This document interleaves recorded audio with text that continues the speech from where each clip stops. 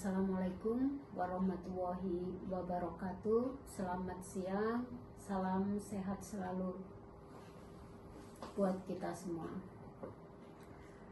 Perkenalkan, saya Puspita Sari, SH, MH, pengampu mata kuliah arbitrase atau APS, alternatif penyelesaian sengketa.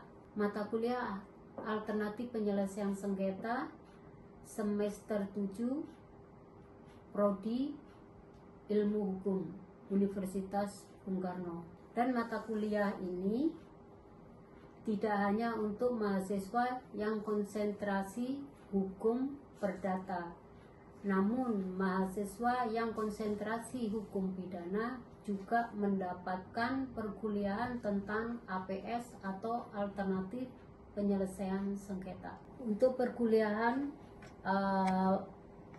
APS atau alternatif penyelesaian sengketa di semester 7 ini, untuk RPS-nya rencana perkuliahan semester. Bab 1 tentang istilah, pengertian, dan tujuan alternatif penyelesaian sengketa. Untuk bab 2-nya, alternatif penyelesaian sengketa dengan melalui upaya mediasi.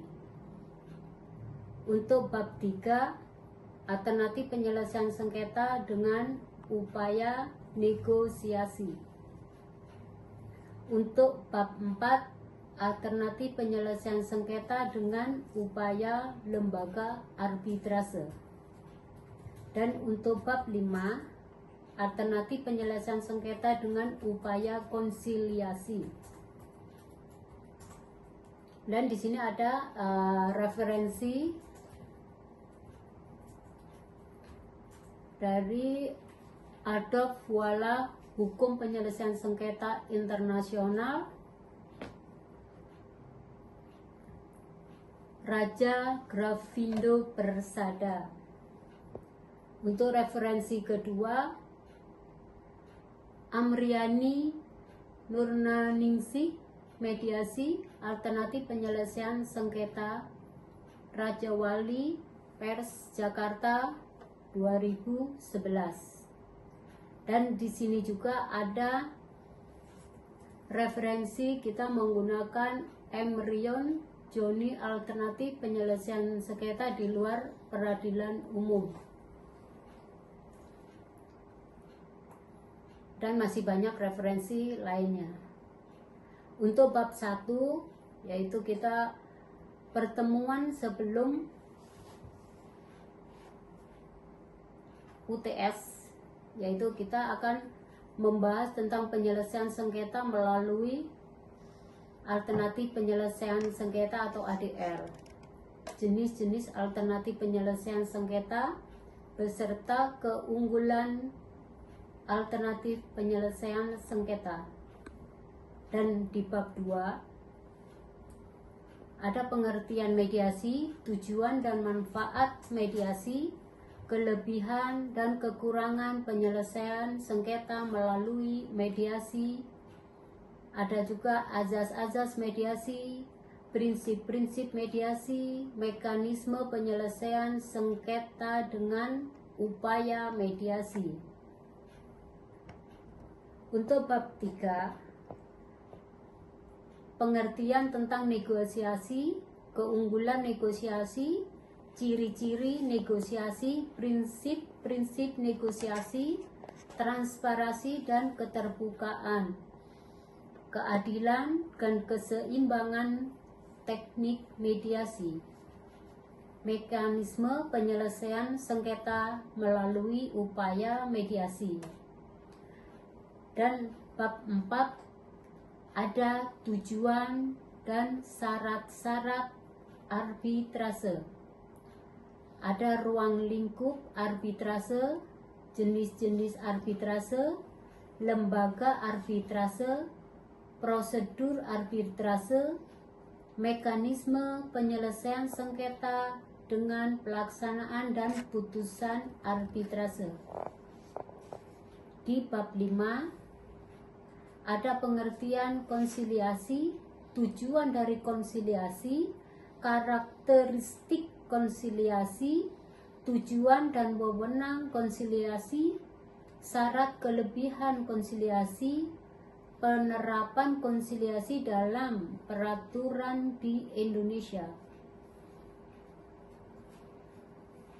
Mata kuliah arbitrase atau alternatif penyelesaian sengketa untuk presentasi penilaian untuk tugas 20%, UTS 30%, UAS 40%, presentasi 10%. Dan perkuliahan direncanakan untuk 12 kali pertemuan, 6 kali pertemuan sebelum UTS, 6 kali pertemuan sebelum UAS. Toleransi untuk masuk kuliah 25%. Mid semester UTS diberikan batas waktu sebelum UAS.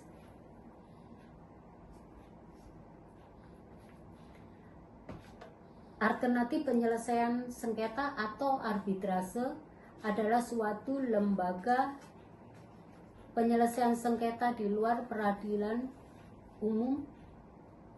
Pasal 1 penyelesaian sengketa perdata, Undang-Undang Nomor 30 Tahun 1999.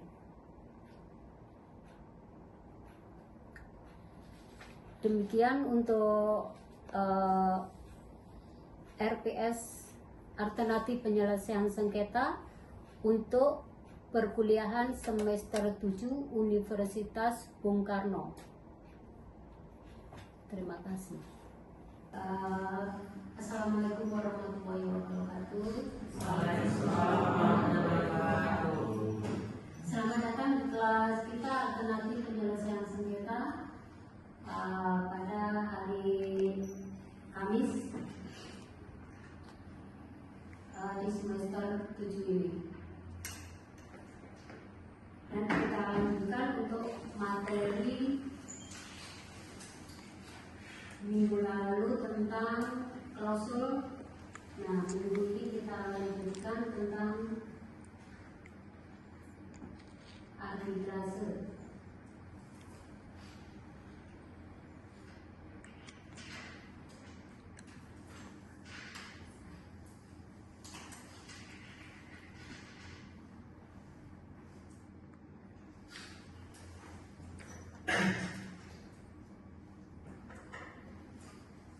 Arbitrase atau alternatif penyelesaian sengketa di luar peradilan umum.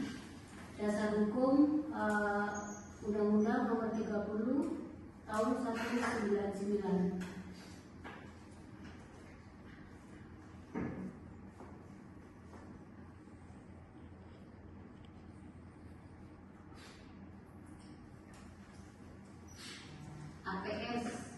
APS alternatif penyelesaian sengketa adalah lembaga penyelesaian sengketa atau beda pendapat melalui prosedur yang disepakati oleh para pihak, yakni penyelesaian di luar pengadilan dengan cara konsultasi, negosiasi, mediasi, konsiliasi atau penilaian para ahli sesuai dengan isi dari pasal 1 Undang-Undang Alternatif Penyelesaian Sengketa. Dalam pengertian lain, alternatif penyelesaian sengketa adalah penyelesaian sengketa melalui jalur non pengadilan atau non litigasi, yang pada umumnya ditempuh melalui cara-cara perundingan yang dipimpin atau diprakarsai oleh pihak ketiga yang netral atau tidak memihak. Jadi suatu disput atau sengketa yang dapat diselesaikan melalui lembaga arbitrase atau alternatif penyelesaian sengketa, yaitu yang dapat diselesaikan dengan perdamaian. Dan tidak semua sengketa perdata dapat diselesaikan melalui lembaga arbitrase. Jadi yang bersifat material. Perkara yang dapat diselesaikan melalui lembaga arbitrase adalah bersifat non-material.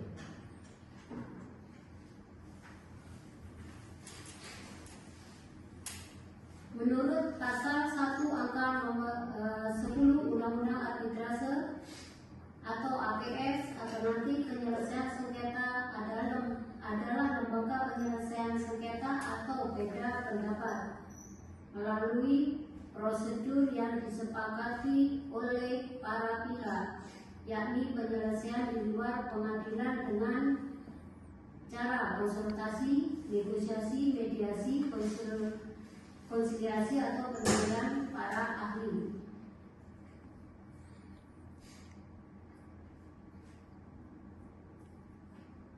Upaya arbitrase sendiri adalah cara penyelesaian suatu sengketa perdata di luar peradilan umum yang didasarkan pada perjanjian arbitrase yang dibuat secara tertulis oleh para pihak yang bersengketa.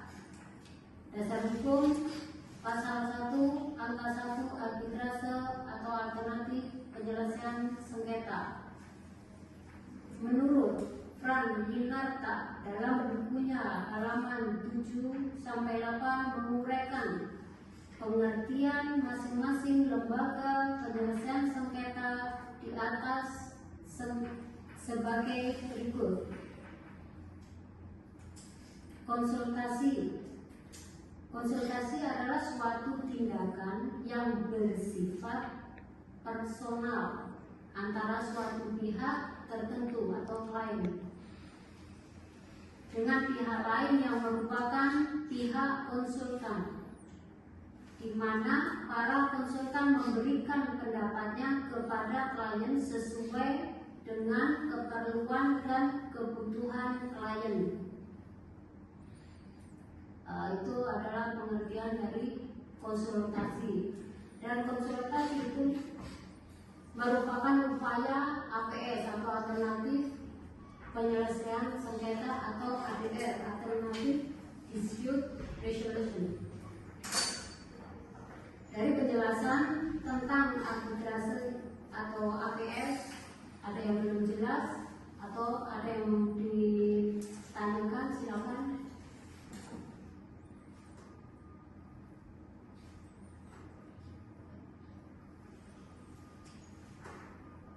Saya mau tanya Bu, Ya. tadi kan ada lembaga yang menjadi ketiga dalam arbitrase itu. Nah kira-kira itu lembaganya apa ya Bu? Yang buat mempunyai wewenang? Lembaga ketiga di sini yang dimaksud adalah upaya bisa mediasi, bisa konsultasi, bisa negosiasi, bisa penilaian para ahli. Dan suatu sengketa atau dispute tidak harus diselesaikan melalui langsung didaftarkan ke lembaga arbitrase ataupun pengadilan. Maka di sini ada APS, jadi upaya mediasi dulu, bisa negosiasi, bisa penilaian para ahli atau konsiliasi. Nah, upaya itu yang dimaksud dengan pihak ketiga. Untuk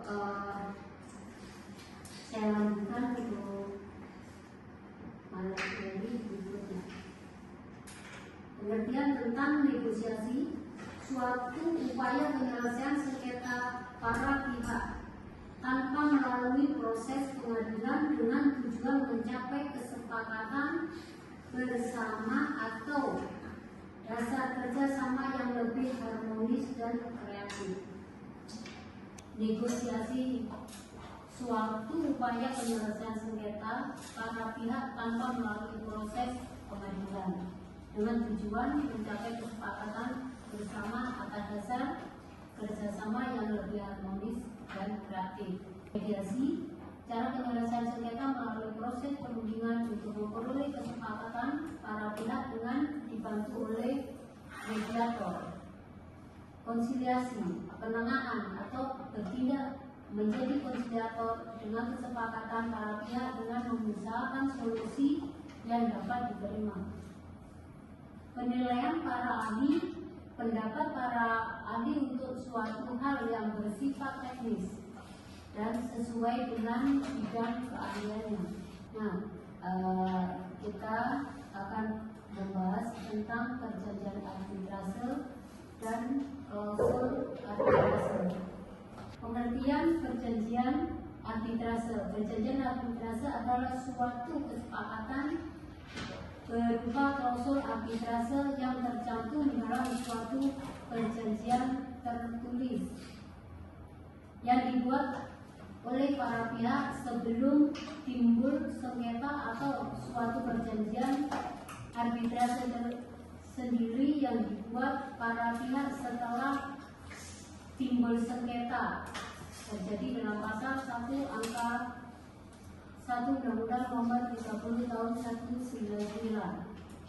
Perjanjian arbitrase timbul karena adanya kesepakatan berupa klausul arbitrase yang tercantum dalam suatu perjanjian tertulis yang dibuat oleh para pihak sebelum timbul sengketa atau suatu perjanjian arbitrase tersendiri yang dibuat oleh para pihak setelah timbul sengketa. Klausul arbitrase secara umum menurut Kerry, Foster, Felix menyebutkan untuk klausul arbitrase dua jenis klausul: mencantumkan klausul dalam perjanjian pokok yang berisi bahwa penyelesaian sengketa yang mungkin timbul akan diselesaikan peradilan wasit atau fakta di kompromi tidur.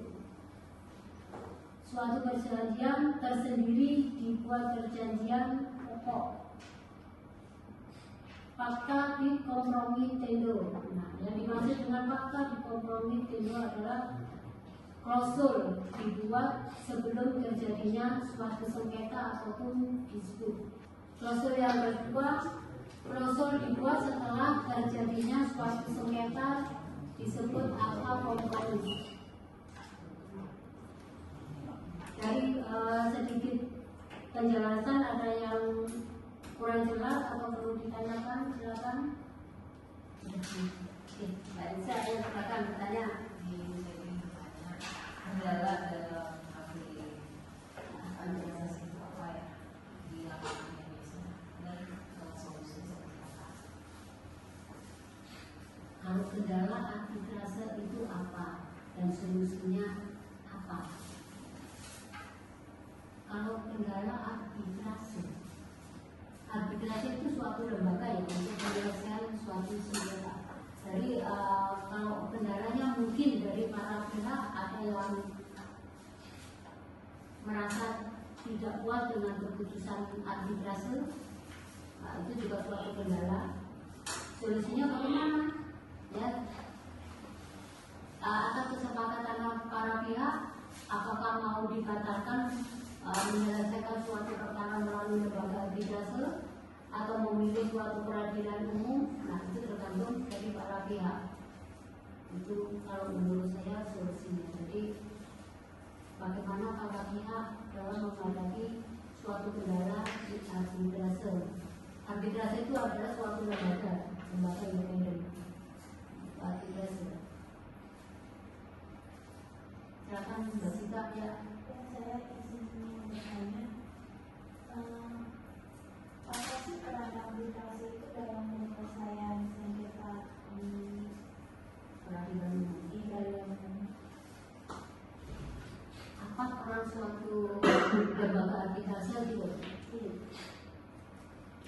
Perannya untuk menyelesaikan suatu sengketa perdata. Jadi sengketa perdata, tapi tidak semua sengketa perdata dapat diselesaikan melalui lembaga arbitrase. Jadi yang bersifat material yang bisa diselesaikan melalui lembaga arbitrase dan berakhir dengan perdamaian. Nah, yang berakhir dengan perdamaian itu bisa diselesaikan melalui lembaga arbitrase.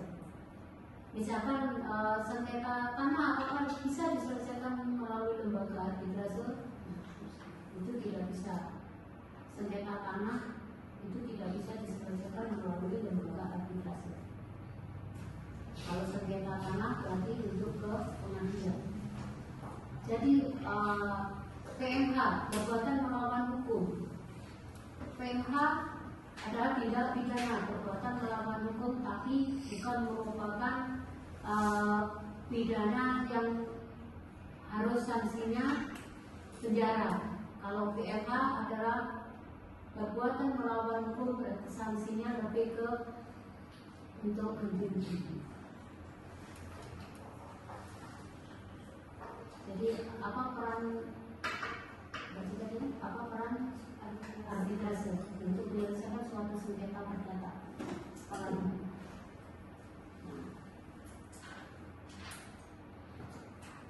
Baik, kita lanjut.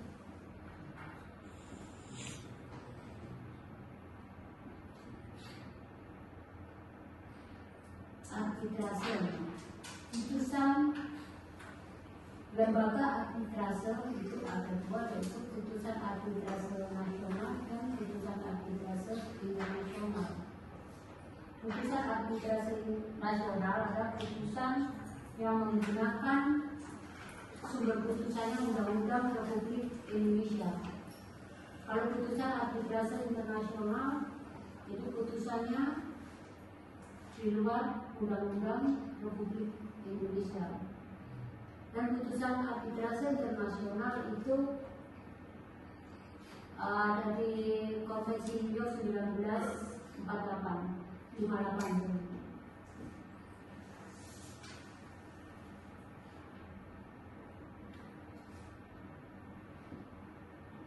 Jadi kita balik ke ini,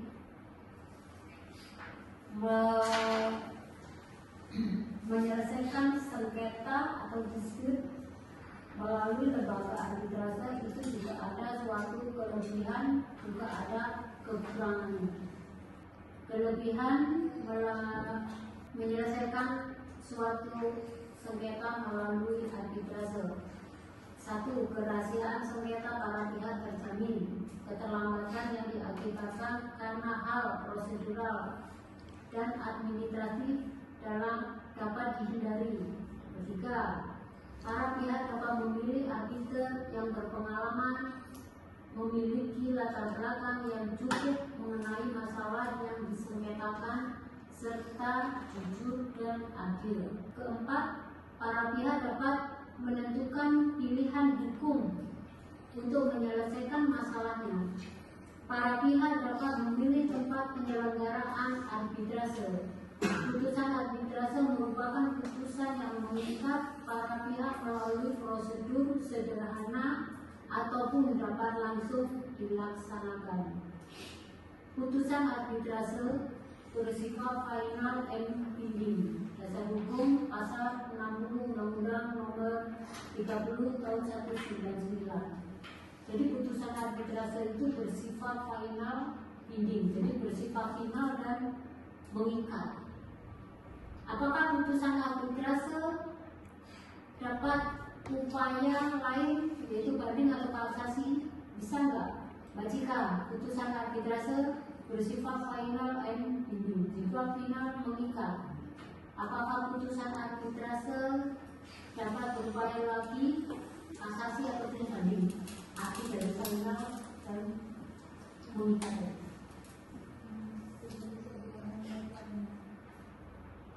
Jadi putusan arbitrase itu dasar hukumnya pasal 50 Undang-Undang Nomor 30 Tahun 1999. Putusannya bersifat final mengikat, final and binding. Jadi dia tidak bisa upaya lain, kasasi ataupun banding itu nggak bisa. Jadi bagaimana kalau misalkan para pihak ada yang kurang setuju atas putusan arbitrase, apakah dapat dibatalkan putusan arbitrase? Jawabnya bisa. Siapa yang dapat membatalkan putusan arbitrase? Di mana putusan arbitrase itu dikeluarkan, itulah yang dapat membatalkan putusan arbitrase. Untuk Mbak Cika, silakan dibantu teman-teman untuk menjelaskan tentang arbitrase. yang Mbak ketahui arbitrase itu apa? Pembaca. Arbitrase itu merupakan suatu lembaga yang mempunyai peran untuk menyelesaikan sengketa, yaitu sengketa hanya perdata saja, dan ada ruang untuk sengketa tanah itu tidak bisa diselesaikan dengan bantuan arbitrase. Di sini kita akan lanjut lagi ke azas, tujuan dan syarat-syarat arbitrase. Sehubungan dengan definisi dan pengertian dari arbitrase di atas, maka terlihat bahwa dalam menyelesaikan suatu sengketa atau perselisihan melalui lembaga arbitrase terdapat pihak-pihak yang berselisih sebagai akibat hukum yang terjadi dalam bidang bisnis dan industri. Di dalam perselisihan tersebut, mereka sepakat untuk menyelesaikan perselisihan mereka dengan menunjuk satu atau beberapa orang arbiter. Dengan demikian, asas-asas yang dapat dipetik dari perumusan definisi di atas adalah sebagai berikut. Jadi seorang perbedaan antara suatu lembaga arbitrase dan arbiter. Kalau arbitrase itu adalah lembaganya, kalau arbiter adalah perorangan. Siapa yang dapat atau bisa menjadi seorang arbiter? Tidak harus seorang sarjana hukum, tapi cakap dalam menyelesaikan masalah hukum. Usia di atas 35 tahun, dan itu ada suatu pendidikan yang membuat orang menjadi arbiter. Ya, teman-teman ingin menjadi seorang arbiter bisa datang ke TERI. Apa TERI? Pasti masih ini kan? Belum ya. Ada? Badan Arbitrase Nasional Indonesia. Nah, itu di Indonesia. Jadi lembaga arbitrase atau BANI itu adalah independen, yaitu Badan Arbitrase Nasional Indonesia. Apakah arbitrase itu hanya BANI? Tidak. Tentunya tidak.